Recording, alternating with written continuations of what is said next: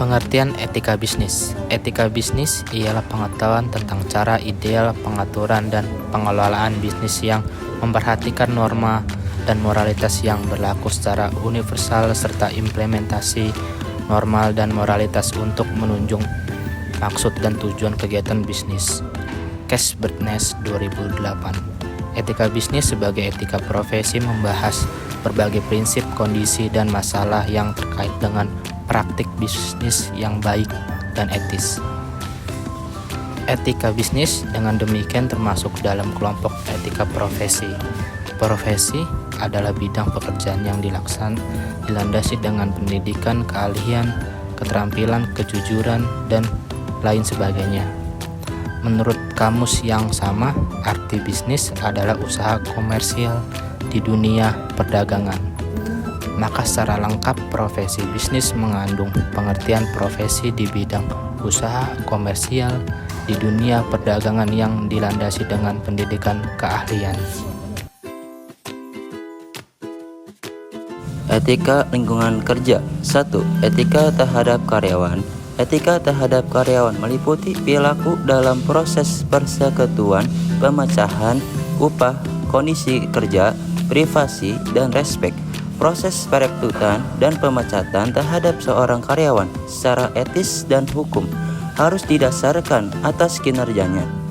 Apakah kinerjanya baik atau buruk? Kedua, etika terhadap organisasi.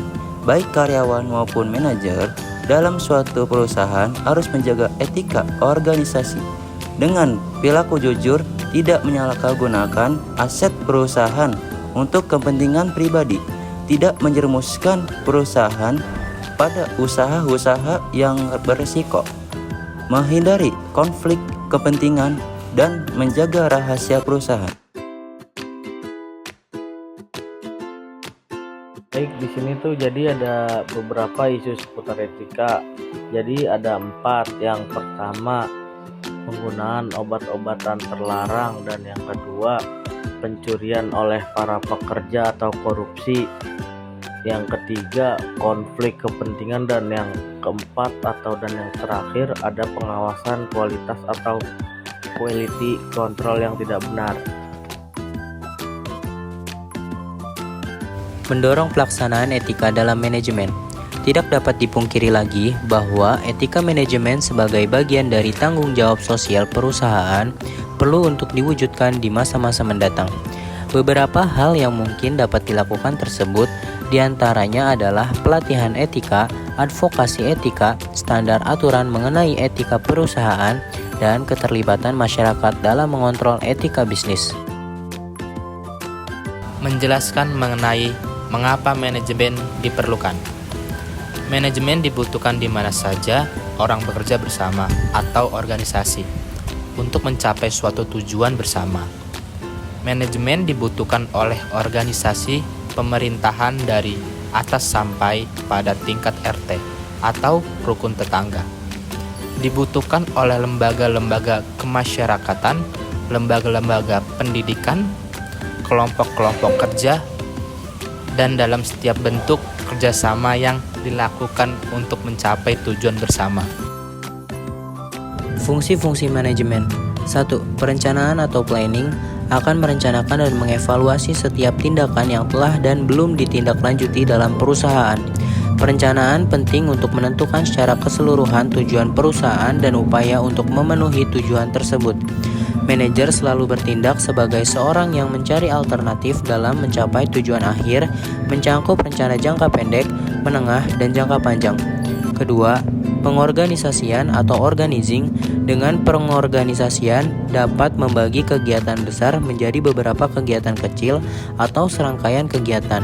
Tujuannya adalah untuk manajer dalam mempermudah melakukan pengawasan yang lebih efektif dan menentukan sumber daya yang dibutuhkan untuk setiap kegiatan yang telah dibagi menjadi lebih efisien.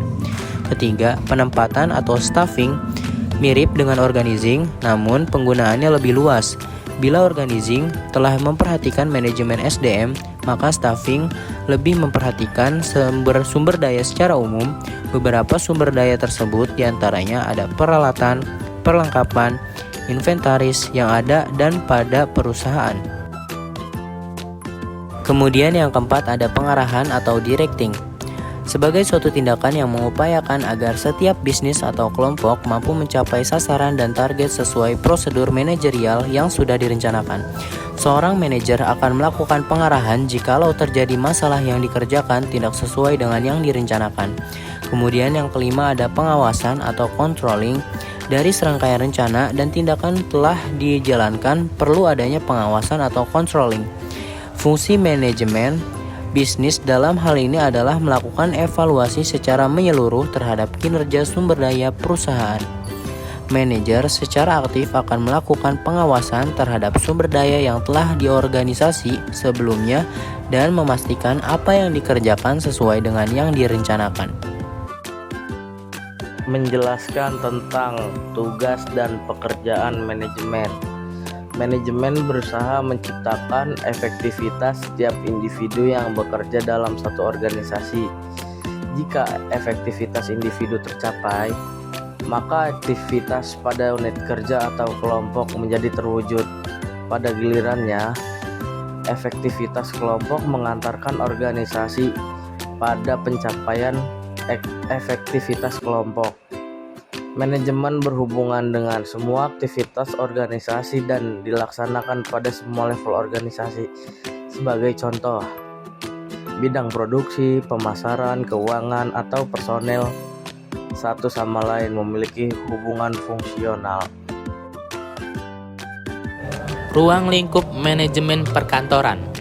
Pekerja kantoran memiliki kegiatan yang beragam. Pekerjaan tersebut akan mendukung performa suatu kantor berjalan lancar. Dalam menempatkan pegawai di bidang pekerjaan tersebut, haruslah dipilih orang yang benar-benar cakap dan kompeten dalam bidangnya. Lalu, apa sajakah ruang lingkup pekerjaan manajemen perkantoran tersebut?